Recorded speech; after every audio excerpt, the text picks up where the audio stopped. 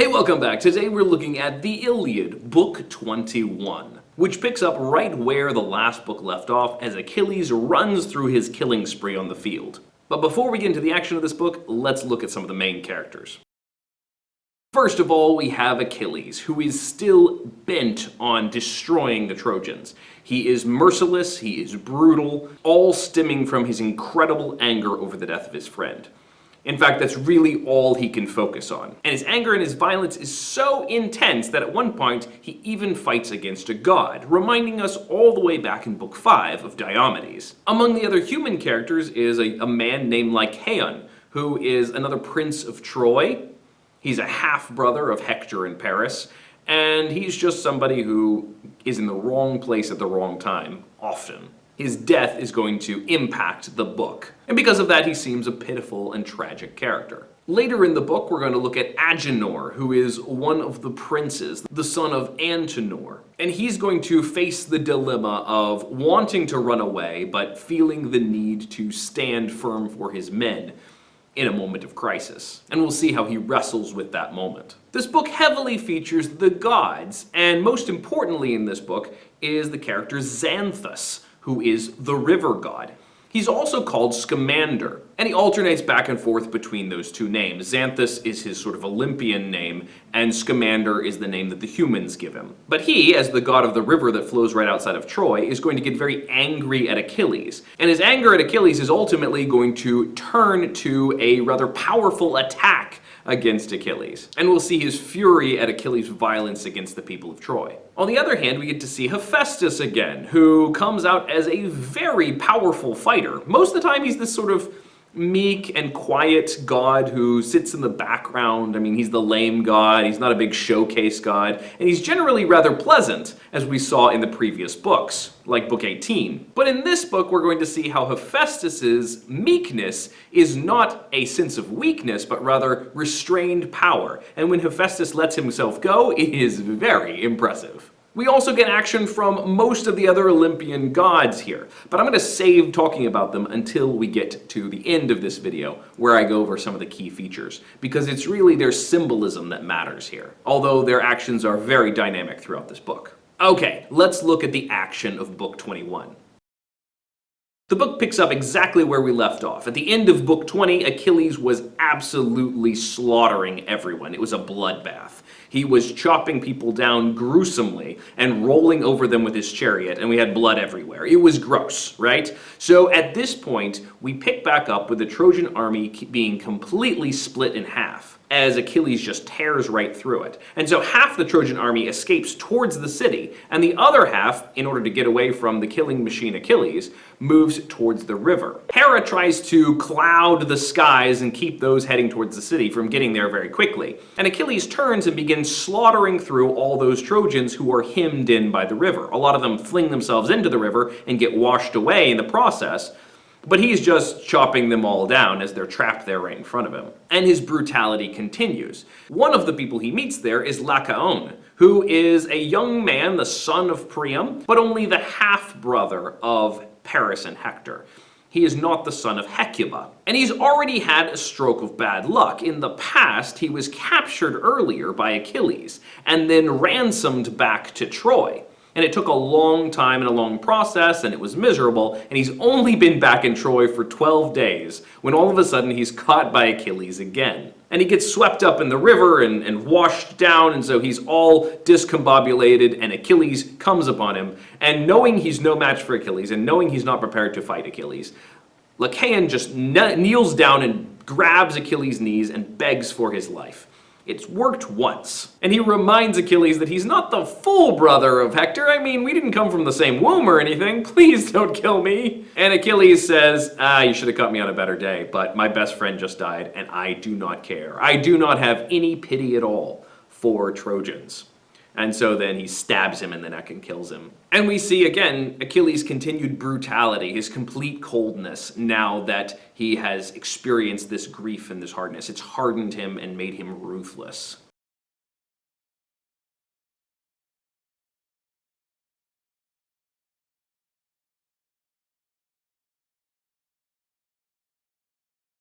And after killing him, Achilles just flings his body into the river, with a whole lot of other bodies that he's already slaughtered. And then he goes back to killing. At this point, Xanthus, or Scamander, the river god, is getting really annoyed. Because not only are his people, the people of Troy, getting slaughtered, but their bodies are all being piled up inside the river. It was bad enough when Achilles was just killing them left and right on the field. But now he's tossing body after body into the river, and the river is getting all clogged up with bodies. And so Xanthus, first of all, gives some power to another man, Asteropaeus, who is the son of a river, the river Axius. And so because this is, a son of a river god, Xanthus wants to give him some extra power, and maybe he can fight against Achilles. And Asteropaeus has this cool power because he's ambidextrous. He can fight with 2 spears at the same time, which makes him an extra challenge. And with a little god power from Xanthus, he's pitted against Achilles. Before they fight, the two of them have this little challenge match where Asteropaeus says, "Hey, I'm the son of the river god, so I'm gonna take you down."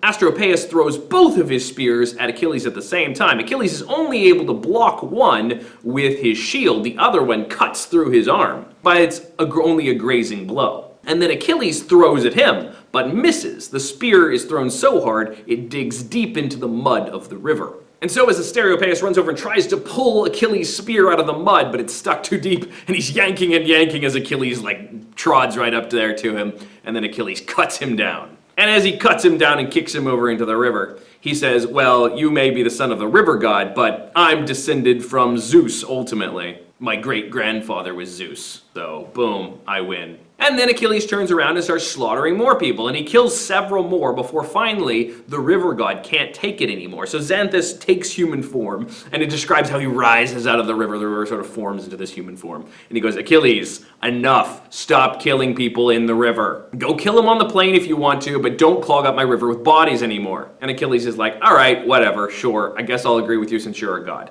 And so Achilles turns and starts to walk off the plain.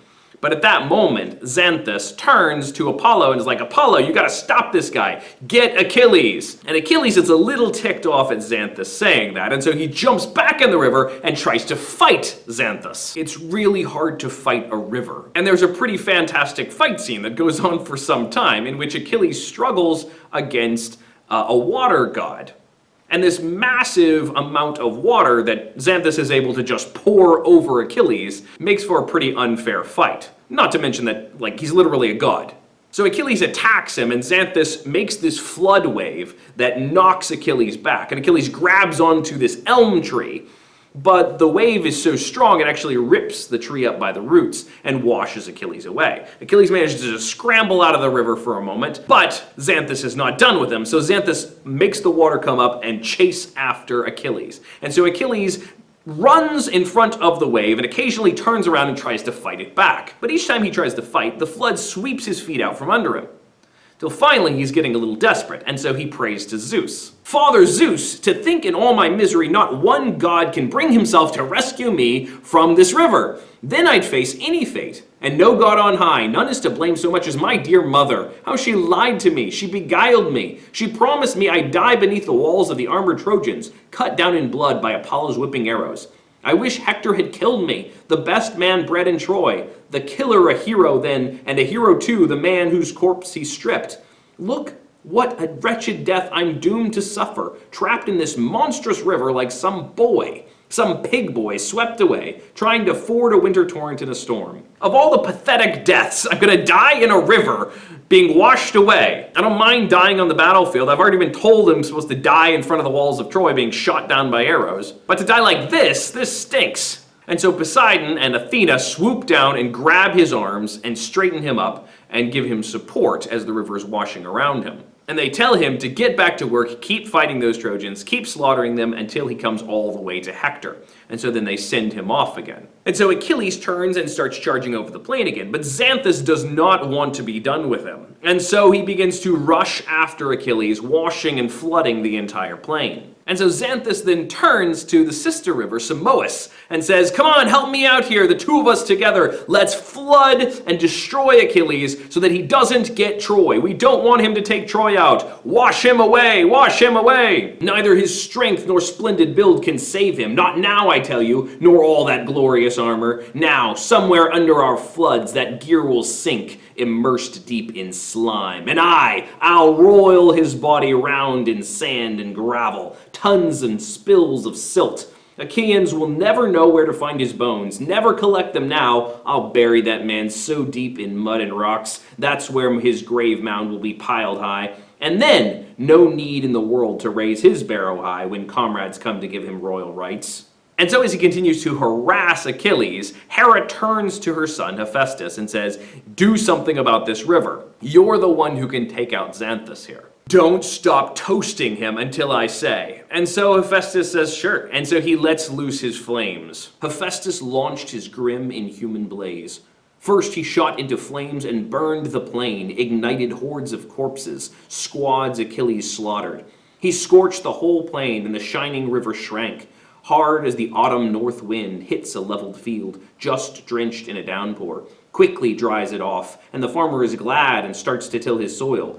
So the whole plain was parched, and the god of fire devoured all the dead, then blazing in his glory veered for the river, an inferno. The elms burned, the willows and the tamarisks burned, and the lotus burned, and the galingale and the reeds and rushes, all that flourished along the running river's lush banks. And the eels writhed, and the fish in the whirlpools leapt high, breaking the surface left and right in a sheen of fire, gasping under the master smith Hephaestus' blast. And now the river's strength was burning out. He panted the god's name. "Hephaestus, stop! Not a single god can stand against you. No, not I. Can't fight such fury, such fire. Hold your attack, stop. Brilliant Achilles can drive them out of Ilium now. What's the war to me? Why should I help Troy?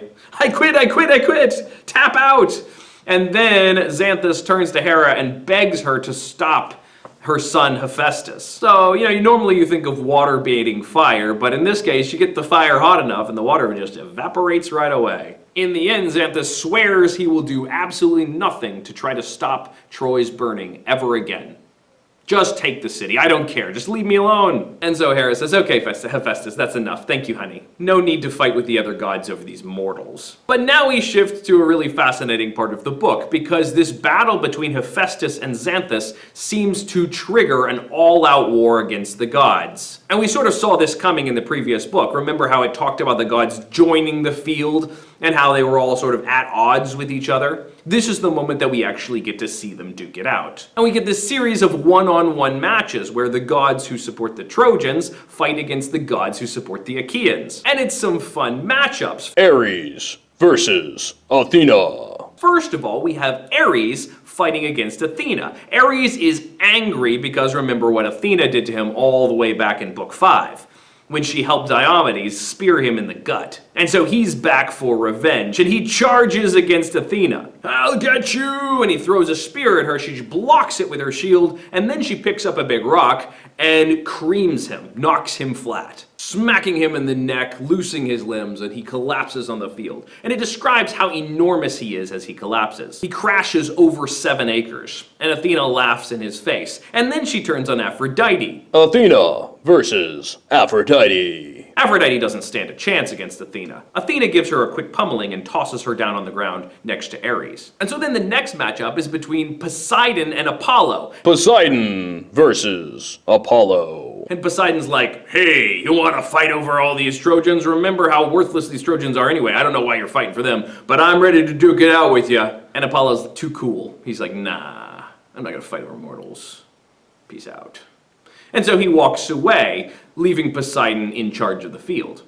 And that's very much in the vein of Apollo throughout this whole book. He's never been that enthused with the mortal dilemma. Hey, if my guys die, I don't care that much. Like the time he charged up Aeneas to run to his death. And it was only Poseidon, who was actually supposed to be helping the other side, that saves Aeneas' life. Or all the other times that Apollo stuck his nose in the air when the humans tried to fight against the gods. For being one of the more active gods on the field, Apollo just doesn't care that much. And so Poseidon wins by default. At this point, though, Artemis is a little ticked off that her brother Apollo just quit, and she gives him a little bit of a chiding for quitting so easily. But then we move into a fight between Hera and Artemis. Hera versus Artemis. Hera has no problem dispatching Artemis, and she grabs her by both of her wrists, and then takes her bow away from her and whacks her over the head a bunch of times with the bow, until Artemis starts crying and then runs away, leaving all of her hunting gear on the field.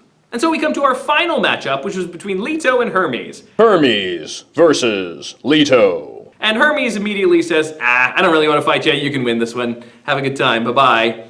And so he leaves Leto with the victory, I guess. Leto picks up the arrows and bow that belonged to her daughter and goes to Zeus, where Artemis is crying in Zeus's lap. Daddy, they hurt me.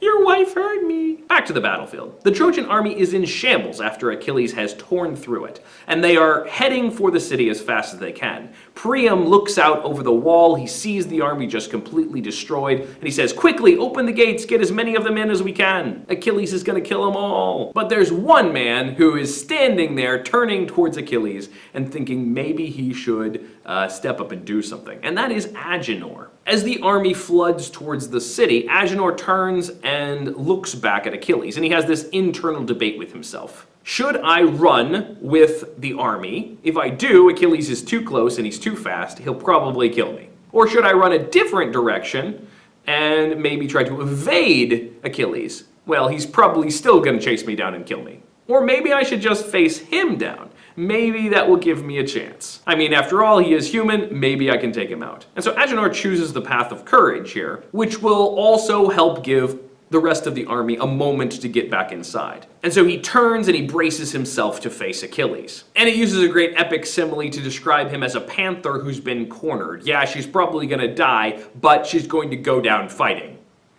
And as Achilles charges up, he says, don't worry, Troy's not going to fall today. She's going to keep on fighting you. And then he flings his spear at Achilles, and he strikes Achilles right in the leg, which would be a great shot, except for that Achilles' new god armor just completely makes it bounce right off. And now Agenor has no weapon, and Achilles rushes up to kill him. But Apollo does not want to let this happen. So Apollo does what many of the gods have done and snatches up Agenor in a swirl of mist and tosses him somewhere away where he can't be hurt by Achilles.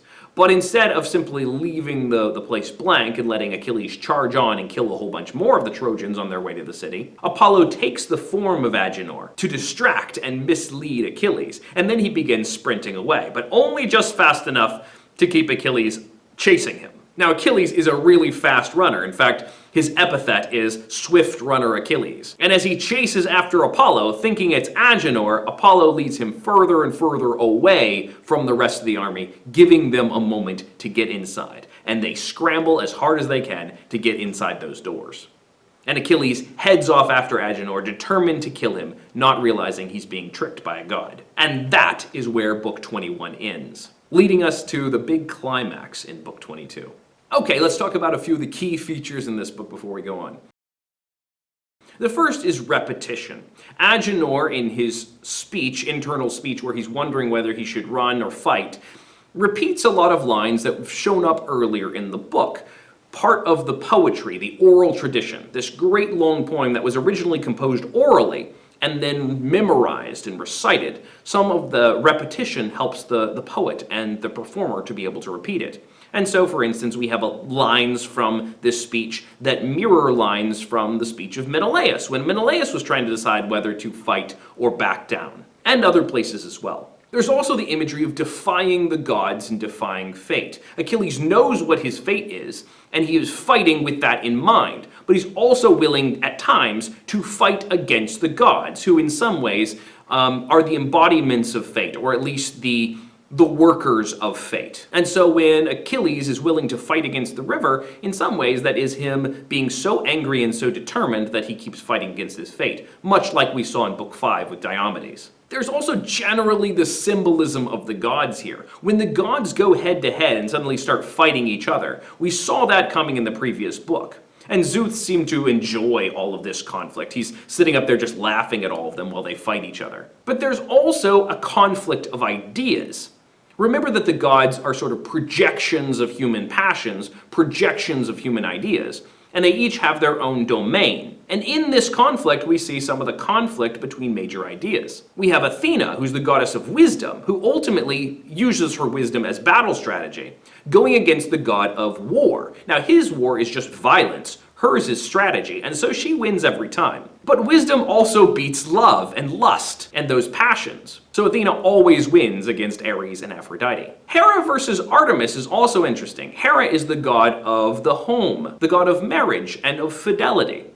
Whereas Artemis is the goddess of chastity. She is the goddess of celibacy. And so they are at odds with each other. And the home and the family easily beat down celibacy, but perhaps in a less dramatic way than Athena beats Ares and Aphrodite. Apollo versus Poseidon is also interesting, where Apollo just chooses not to fight. In part, that is his character throughout the whole book. But we also have Poseidon as the god of earthquakes and storms, and Apollo as the god of art. And in this case, he just doesn't want to face off with Poseidon.